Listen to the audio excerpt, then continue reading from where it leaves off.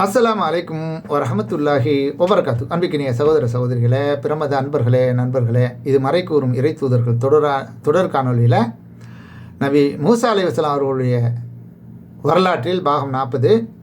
இதில் கைத்தடியால் கடல் பிளந்தது சம்பந்தமான விஷயங்களை அல்லாஹு ரபுல் ஆலமீன் 20வது அத்தியாயம் 77, 26வது அத்தியாயம் 63 ஆகிய வசனங்களில் சொல்லி காட்டுறான். அதை இப்போது பார்ப்போம்.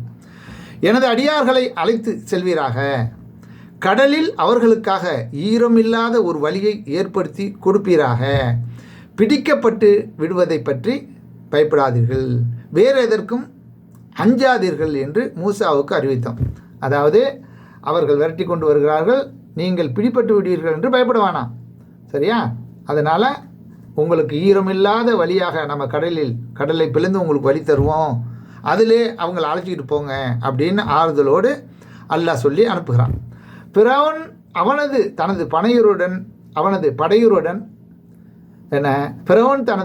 படையினருடன் அவர்களை பின்தொடர்ந்தான். கடலில் மூட வேண்டியது அவர்களை மூடிக்கொண்டது. எதை கொண்டு அழிக்கணும்னு அல்லாஹ் நாடி இருந்தானோ அதன் மூலமாக கடலை மூடி அவர்களை அழித்து விட்டான்.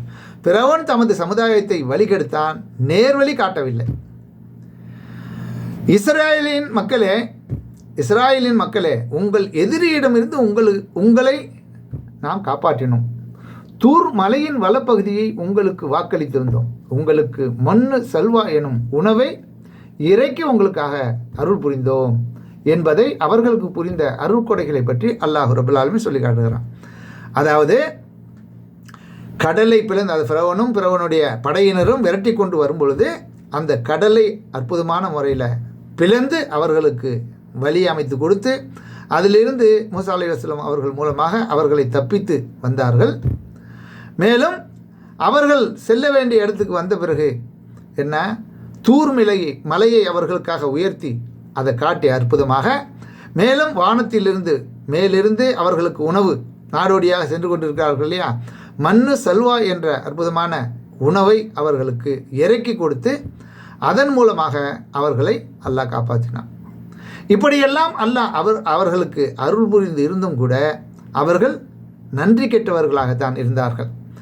அந்த மக்களின் மூலமாக எந்த மக்களை பாதுகாப்பதற்காக அல்லாஹ் மூசா அலைஹிஸ்ஸலாத்தை அனுப்பி பிறவனிடமிருந்தும் பிறவனுடைய படையினரிடமிருந்தும் பாதுகாத்தானோ, அப்படிப்பட்டு பாதுகாக்கப்பட்ட பின்பும் கூட இந்த நன்றி கெட்டுத்தனமாக அவர்களுடைய சமுதாய மக்கள் ஏராளமான தொல்லைகளை நபி மூசா அலைஹிஸ்ஸலாம் அவர்களுக்கு கொடுத்தார்கள் என்பதை பற்றியும் ஏராளமான வரலாறுகள் இருக்குது. இன்ஷா அல்லாஹ் தொடராக காணுங்கள்.